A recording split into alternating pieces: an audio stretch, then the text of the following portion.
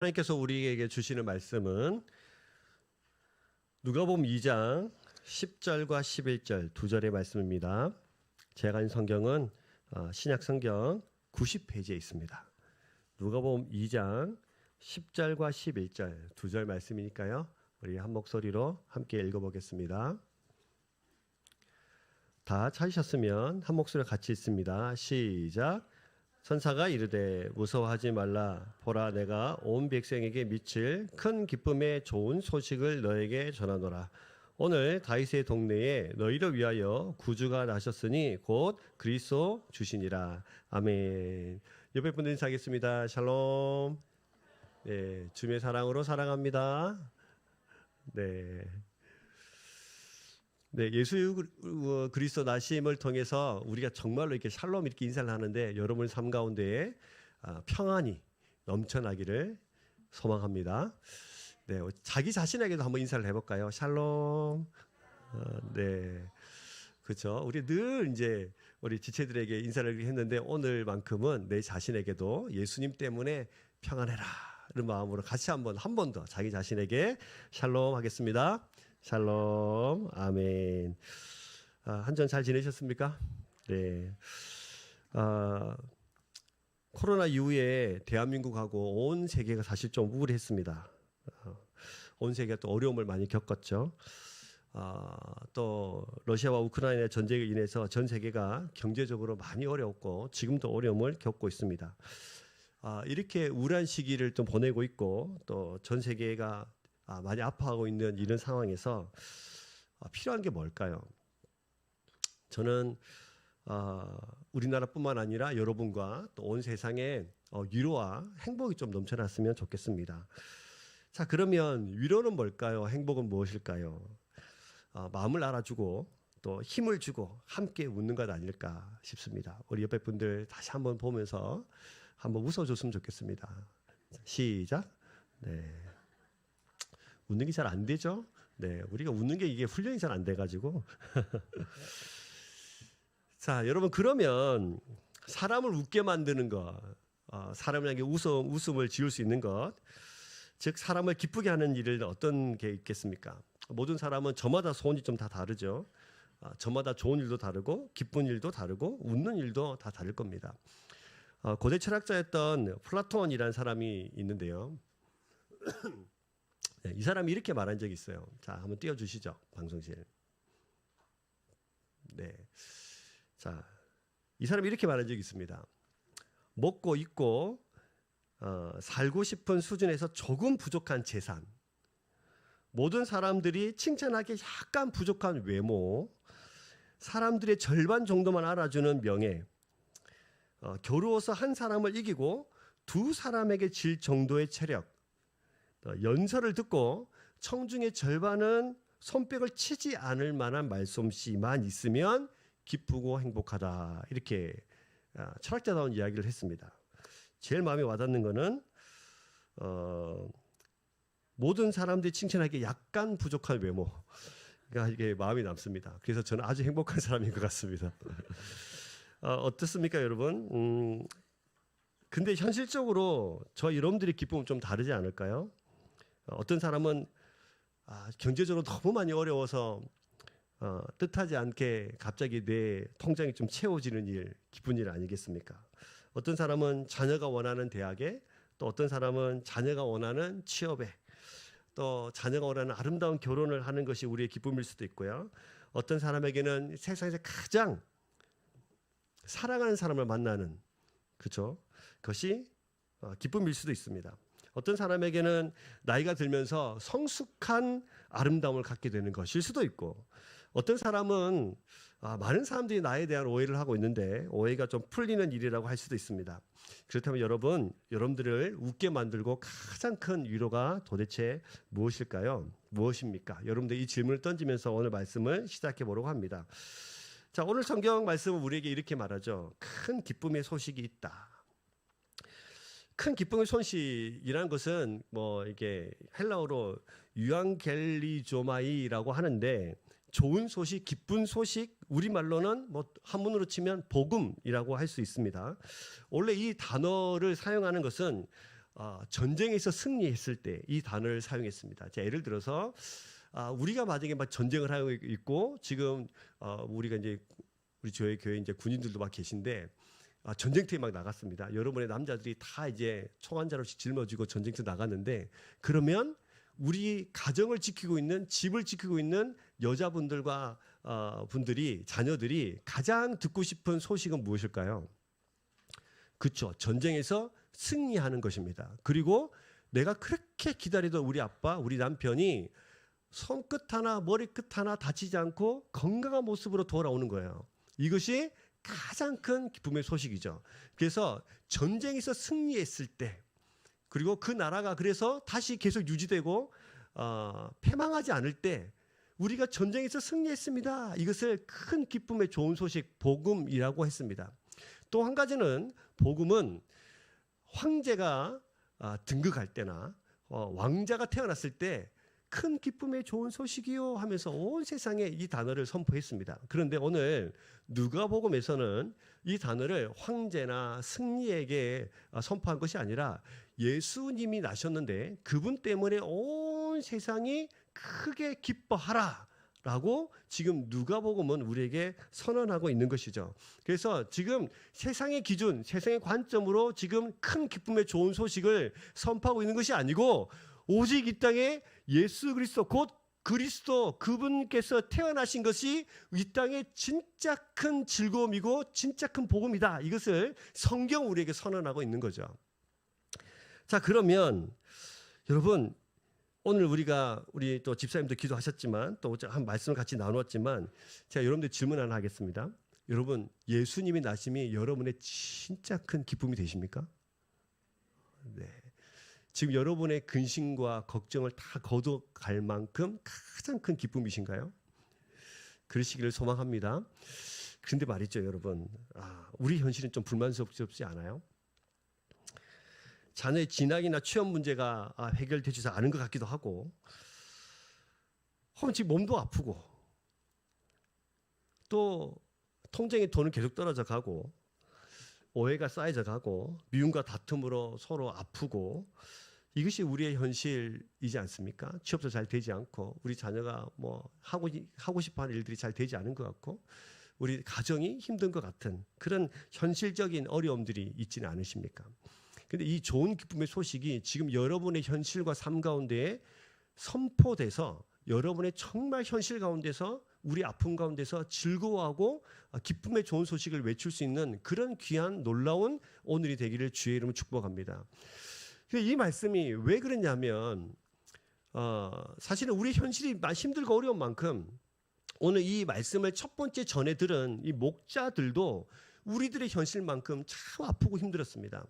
이들은 지금 이 얘기를 천사들이 나타나서 자, 다윗의 동네에 큰 구주가 나셨는데 큰 기쁨 소식을 너에게 전해줄게 라고 말하는 이 얘기를 첫 번째 전해든 사람들이 목자들이에요. 근데 목자들은 사실은 그 시대에 가장 천대받는 사람 중에 한 명이었습니다. 그 시대의 유대 사회에서 창기나 세리가 가장 천대받는 사람들이었는데 그 사람들만큼이나 아니면 그 사람들 더 못되게 천대받은 사람들이 이 사람들이에요. 그래서 이 사람들이 양을 끌고 그 시내 안으로 들어가지도 못했고 시내 저 밖에서 빈들에서 양을 칠 수밖에 없었던, 그리고 이 양들이 자기의 양이면 좀 그럴듯한데 또 자기의 양이 아니라 주인의 양을 대신 치는 그런 사람들이었단 말이죠.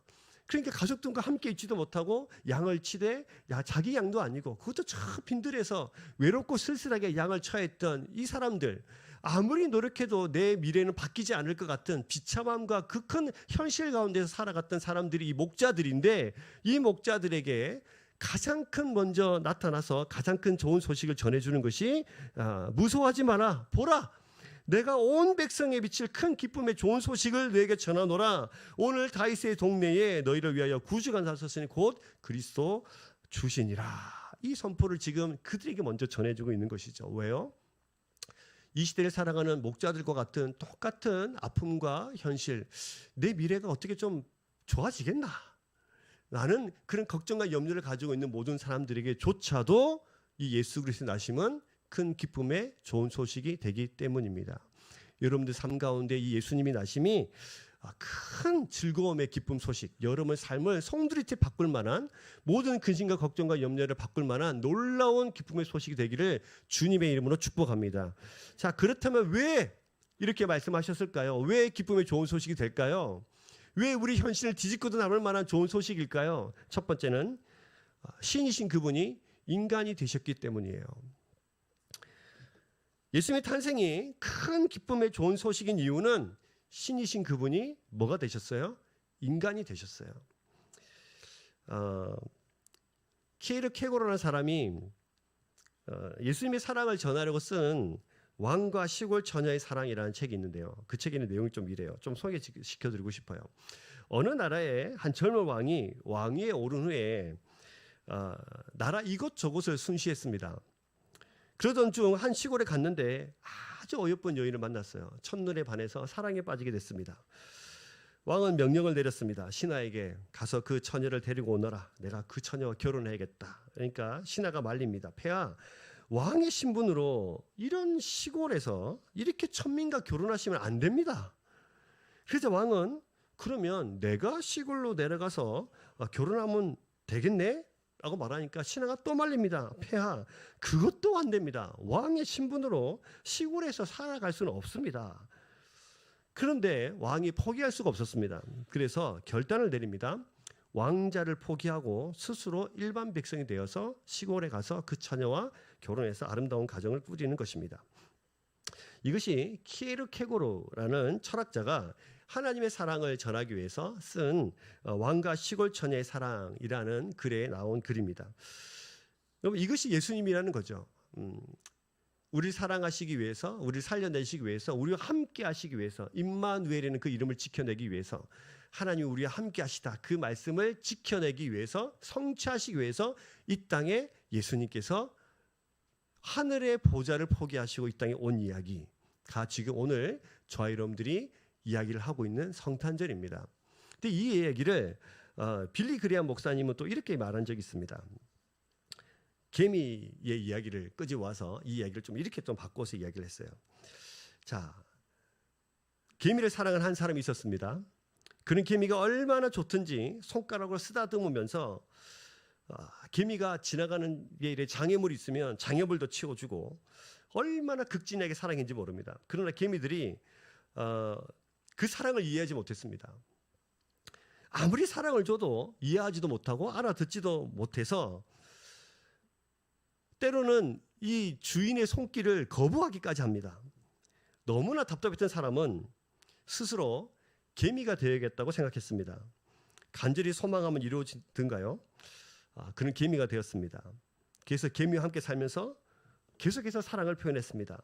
그런데 개미들이 나는 원래 개미가 아닌데 너를 위해서 개미가 됐어, 이 말을 이해할 수가 없었습니다. 그래서 도리어 이 개미를 미워하고 미친 개미로 몰아세웠습니다. 여러분, 이 얘기가 빌리 그레이엄 목사님의 책에 등장하는 개미 설교라는 내용의 예화인데요. 여러분, 이해가 되십니까? 어떻게 사람이 아무리 사랑한다고 해서 개미가 될 수 있습니까? 너무 사실 현실감 없는 이야기잖아요. 어떻게 사람이 개미가 됩니까? 그렇지 않습니까? 그런데 여러분, 사람이 개미가 되는 일이 있을 수 없는 것처럼 하나님이 왕자를 버리고 사람이 되신 이 이야기는 믿을 수 있겠습니까? 그래서 사람들은 믿을 수 없습니다. 그러나 성경은 이 불가능한 일이, 있을 수도 없는 일이 일어났다고 우리에게 선언합니다. 성경을 통해서. 바로 그것이 성탄절입니다. 우리가 하나님의 자녀가 되는 유일한 길, 우리가 하나님의 사랑을 깨달을 수 있는 유일한 길, 아무리 설명해도 알아듣지 못하는 하나님의 사랑. 그래서 하나님은 자신을 직접 이 땅에 보내주셔서 우리가 그것을 깨닫고 보고 만질 수 있도록 하나님의 사랑을 우리에게 가르쳐 주셨습니다. 그래서 우리가 어떻게 기뻐하지 않을 수 있습니까? 우리는 이 큰 기쁨을 기뻐할 수 있는 오늘이 될 수 있기를 주의 이름 축복합니다. 두 번째는요, 만왕의 왕이 낮은 자가 되셨기 때문이에요. 만왕의 왕이신 그분이 가장 낮은 자리에 오셨기 때문이에요. 예수님의 탄생이 큰 기쁨의 좋은 소식인 두 번째 이유는 왕 중의 왕이신 그분이 낮고 천한 자가 되셨기 때문입니다. 제가 설교 시간에 예화를 잘 안 드는데 오늘만 특별히 예화를 많이 들고 싶어요. 네, 주무시면 안 되니까. 로마가 이제 온 유럽 땅을 지배를 하고 군인들이 전 세계 정주로 나가서 전쟁을 치르고 있을 때 로마의 제국의 영토가 점점 넓혀져 가고 있었습니다. 그런데 더 쉽게 원활하게 이 전쟁을 치르기 위해서 메신저가 필요했어요. 빨리 소식을 전할 수 있는, 그리고 정확하게 전할 수 있는 메신저가 필요했습니다. 그런데 가만히 생각해 보니까 별 방법이 없는 거예요. 특별히 이제 들키지 않고, 적군에게 들키지 않고 이 메신저 역할을 소통할 수 있는, 소식을 전할 수 있는 그 메신저를 찾는 것이 어려웠습니다. 그래서 황제가 죽어도 괜찮고 근데 들키지 않는 방법을 고안해냈어요. 그래서 사람들이 찾았는데 그 사람들이 바로 노예입니다. 노예는 뭐 전쟁에 가서 죽든가 말든가, 가는 길에 죽든가 말든가 뭐 상관없다 이렇게 여겼습니다. 그런데 이 소식이 이 정보가 새어나가면 안 되니까 어떤 방법을 썼냐면, 노예를 한 명 데리고 와서 머리를 팍팍 깎습니다. 그리고 두피에다가 황제의 명령을 새깁니다. 문신으로. 그래서 다시 머리가 기르면 이 사람을 메신저로 보냈습니다. 이런 일들이 벌어졌죠. 그래서 잡혀도 별 보이지 않는, 본인도 뭐 무슨 얘기가 잘 쓰여 있는지 잘 모르는, 그래서 무슨 말인지 잘 못 알아듣고 잡혀도 정보를 발설할 수 없는 방법을 썼습니다.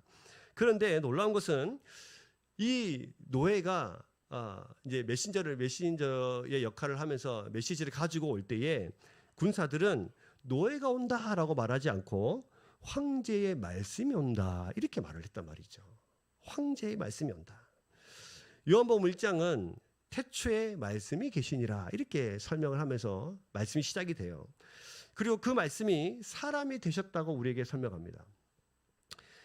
신이신 그분이, 이 땅의 창조주이신 그분이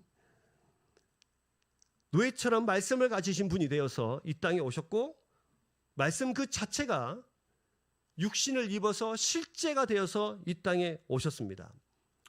왜 그렇게 하셨습니까? 지극히 높으신 분이 낮아지심으로 지극히 낮고 천한 우리를 하늘에까지 높이시기 위해서 그렇게 오셨습니다. 그분의 낮아지심은 곧 우리를 높이시는 역할을 합니다. 그분의 죽으심은 우리를 다시 살려내는 역할을 합니다. 그분의 왕자를 포기하면 우리가 하늘의 왕자를 가질 수 있도록 우리에게 그 역할을 하십니다. 그래서 우리가 하나님의 자녀 삼으시기 위해서 예수님은 이 땅에 왕의 명령을 가지고 이 땅에 오신 예수 그리스도이십니다. 그분이 이 땅에 태어난 날이 뭡니까? 성탄절입니다. 세 번째는 의인이 죄인을 대신하셨기 때문에 우리는 즐거워할 수 있고 기뻐할 수 있고 이 소식이 기쁜 소식이 될 수 있습니다. 이사야 53장 12절 말씀을 보시면 이런 말씀이 있습니다. 같이 한번 읽어보겠습니다. 시작.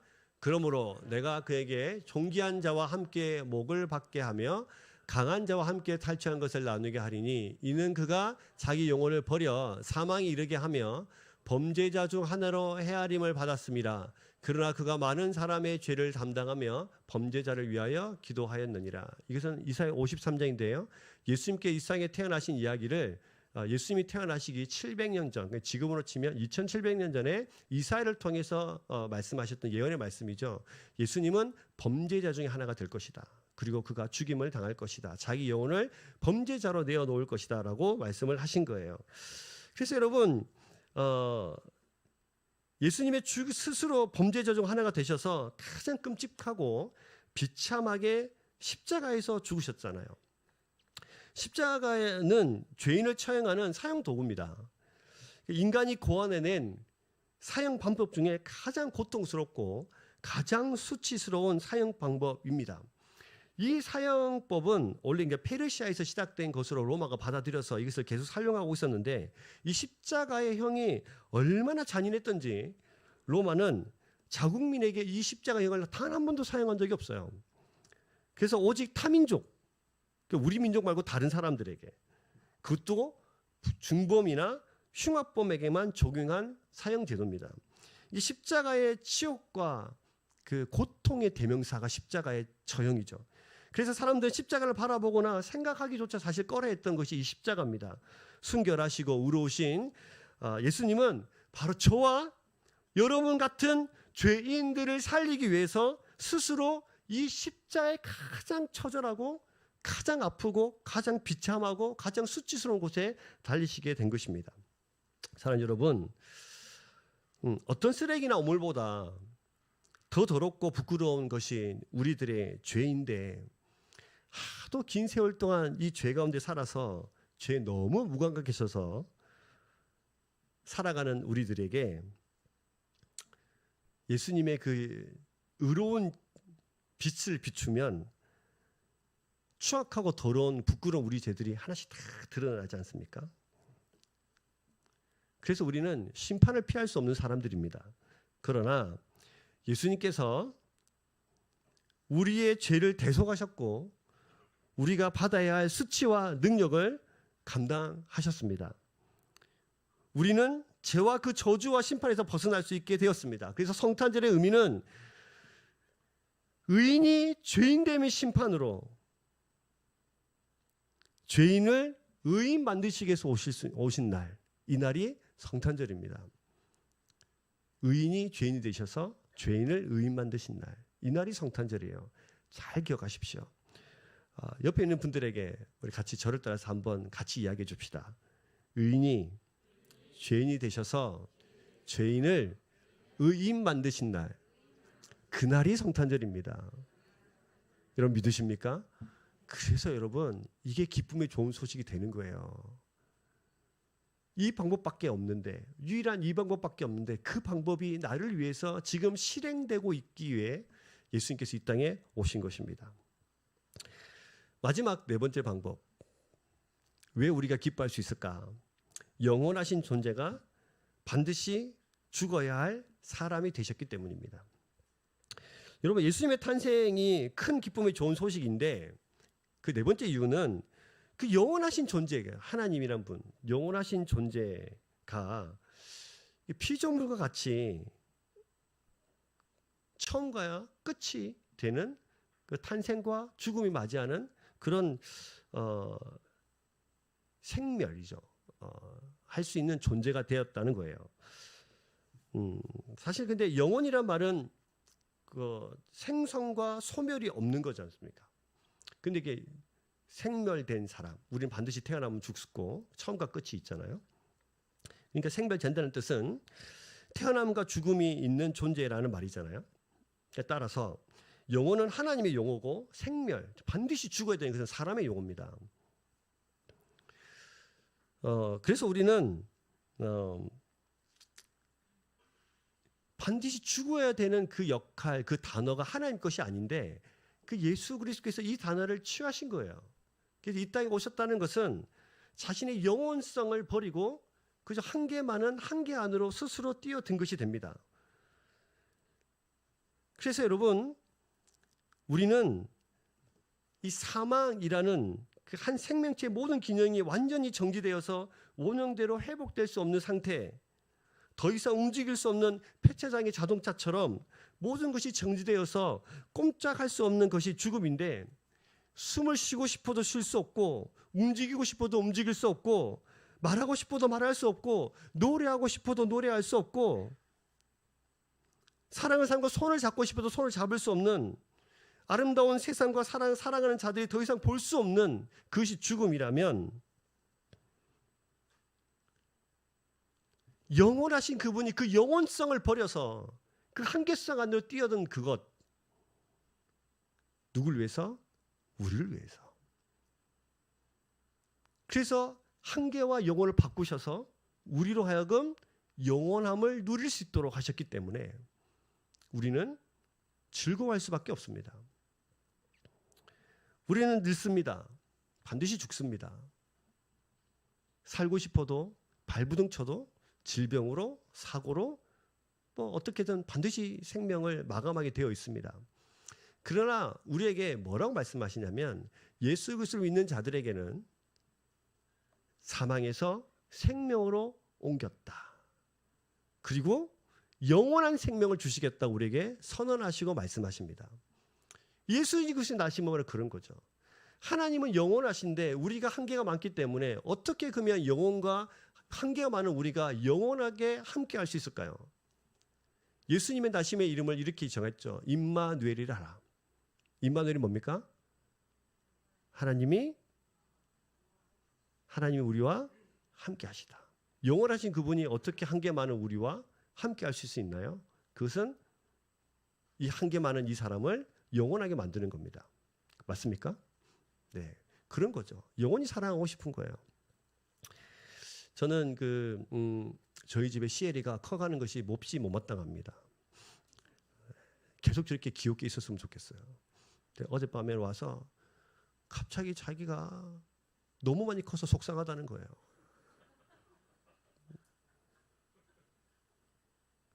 다리가 이만해지고 아빠 다리가 손도 이렇게 커가지고 왜 이렇게 빨리 크는지 모르겠다고. 저도 저 모습 저대로 있었으면 좋겠어요. 그런데 어느 날 클 것이고 어느 날 늙어갈 거예요. 아이고 다리야, 아이고 허리야 하겠죠. 네. 그러다가 또 결혼해서 또 자기 자녀를 낳고 또 아이고 안 컸으면 좋겠다 뭐 이러고 있겠죠. 그러나 우리가 막고 싶어도 막을 수 없는 것, 영원히 함께하고 싶으나 영원할 수 없는 것, 이대로 머물렀으면 좋겠어라고 아무리 우리가 소원해봤자 멈출 수 없는 시간, 그 한계를 우리가 어떻게 감당할 수 있겠습니까? 하나님도 마찬가지예요. 하나님도 우리와 함께하고 싶어서, 영원히 함께하고 싶어서 한계 많고 반드시 끝내야 될 이 생명들을 하나님의 영원한 생명으로 옮겨 놓으셔서 하나님과 영원토록 왕노를 할 수 있도록 우리를 그렇게 이끌어 가십니다.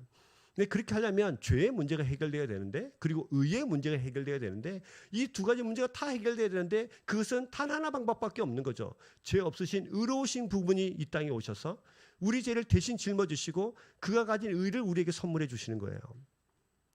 그래서 예수님이 이 땅에 오신 거예요. 그래서 오늘이 그날입니다. 예수님이 오신 날, 그날이 성탄절입니다. 그러므로 여러분 기뻐해야 합니다. 기뻐하십시오. 즐거워하십시오. 나를 위한 그 구원의 길이 열렸다. 내가 하나님과 함께 영원토록 살 수 있는 길이 열렸다. 즐거워하고 기뻐하십시오. 요즘 제가 설교 좀 짧게 하니까 말씀을 맺어볼까요? 놀라시는 분들이 계시는 것 같은데. 네. 짧게 하니까 어떤 분들이 찾아와서 저한테 왜 짧게 하시냐고 막 이러시는데, 네, 짧게 한 날도 있어야죠. 네, 오늘 성탄절이니까. 네, 미국에서 이런 일이 있었습니다. 작은 보스턴의 근처에 있는 작은 마을 소머벌이라는 에 있었던 사건이에요. 성탄절을 기념하면서 시청 광장 앞에 예수님의 탄생의 장면을 그대로 재현해 놓은 적이 있었다고 합니다. 구유에 누워 있는 아기 예수님을 중심으로 옆에 이제 마리아도 있고 요셉도 있고 뭐 이제 막 동방박사들도 있고 막 그런 장면들을 이렇게 그 마구간을 이렇게 꾸며 놓은 거예요. 사람들이 왔다 갔다 하면서 잘 봤죠. 그런데 이게 장난꾸러기 그 초등학생 친구들이 호기심이 많아가지고 이 중간에 있는 아기 예수를 훔쳐간 거예요. 근데 사람들이 지나가다 보니까 아기 예수가 없는 겁니다. 그래서 라디오와 TV에서 계속 방송했습니다. 아기 예수가 없어졌습니다. 가지고 간 사람 토로 제자리에 갖다 놓으십시오. 여러분, 우리는 요즘 성탄절을 이 아기 예수, 예수님의 탄생에 대한 의미가 모른 채 예수님의 그 주인공이 없어진 채로 성탄절을 지키고 있는, 예수님이 행방불명된 성탄절을 지키고 있어요. 예수님 대신에 산타클로스가 대신했고, 또 요즘은 1년 중에 가장 많이 술 취하고 음란한 날, 가장 죄를 많이 짓는 날이 성탄절이라고 하죠. 성탄절은 그래도 돼 라고 말하는 사람들이 많이 있습니다. 성탄절이 되면 숙박업계가 호황을 누린다고 하죠. 온갖 음란함으로 세상이 가득 차 있습니다. 왜요? 예수님이 행방불명된 성탄절이기 때문이에요. 이런 점에서 어떤 사람들은 성탄절이 사라졌다고 말하는 사람들까지 있습니다. 또 그래서 성탄절을 없애자고 말하는 사람들도 있어요. 여러분, 그러나 우리는 분명히 알아야 합니다. 성탄의 분명한 의미, 진정한 의미, 그리고 성탄절은 당연히 없어지면 안 되고, 성탄절이 이 성탄을 통해서 온 세상에 이 소식을 전해야 합니다. 예수님의 나심이 온 땅에 얼마나 즐거운 소식인지를 전해야 합니다. 오늘 말씀으로 다시 돌아가 보시면 이렇게 말씀을 하죠. 천사가 이르되 무서워하지 말라. 보라, 내가 온 백성에게 미칠 큰 기쁨의 좋은 소식. 이 기쁨의 소식이 한두 사람, 이 이야기를 듣고 있는 목자들 너에게만 기쁨 소식이 아니라 어디에까지? 온 세상에 미칠 소식이라는 거예요. 예수님께서 하시는 이 진정한 의미는 그냥 예수 믿는 사람들만 교회 가득가득 모여가지고 우리끼리 앉아서 아이고 즐겁다라고 끝날 소식이 아니고 온 세상에 미칠 소식입니다. 온 세상에 선포되어야 될 복음의 소식이고, 이 소식은 거부하더라도, 믿지 않는다 하더라도 반드시 일어날 일이에요. 예수님이 무슨 나셨어? 무슨 소리야? 라고 거부하는 사람들에게도 예수님이 나셨다는 것은 구원의 방법이 선포됐다는 것이고, 이 구원의 방법을 통해서 오직 주 예수 그리스도를 믿는 자들에게 구원을 주시겠다는 그 말씀이 이루어진다는 뜻이고, 예수님께서 다시 오실 그때에 이 사건을 통해서 예수님은 우리에게 심판을 적용할 수 있는 근거가 되는 거예요. 사랑하는 여러분, 예수님 때문에 기뻐할 수 있기를 주의 이름 축복합니다. 예수님의 말씀을 정말로 믿을 수 있는 여러분 되시길 주의 이름 축복합니다. 지금 저와 여러분들 현실 가운데는 어렵고 힘든 문제가 참 많이 있어요. 이것이 해결될까? 이 질병의 문제가 해결될까? 우리 가정에 물질적인 문제가 해결될까? 우리 자녀의 문제가 해결될까? 우리 가정의 문제가 해결될까? 개인적인 문제가 해결될까? 이 현실 가운데 우리를 사랑하셔서 이 땅에 오신 예수 그리스도의 그분의 놀라운 구원의 능력을 여러분 삶 가운데 선포할 수 있기를 주의 이름 축복합니다. 기뻐할 수 있으셔야 돼요.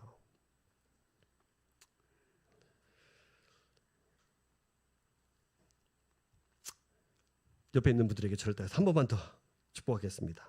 너무 빨리 마치는 것 같아가지고 놀라시고 계신데요. 네. 옆에 있는 분들에게 저를 따라서 한 번 더 축복하겠습니다. 예수님 있는 성탄을 보냅시다. 할렐루야, 할렐루야.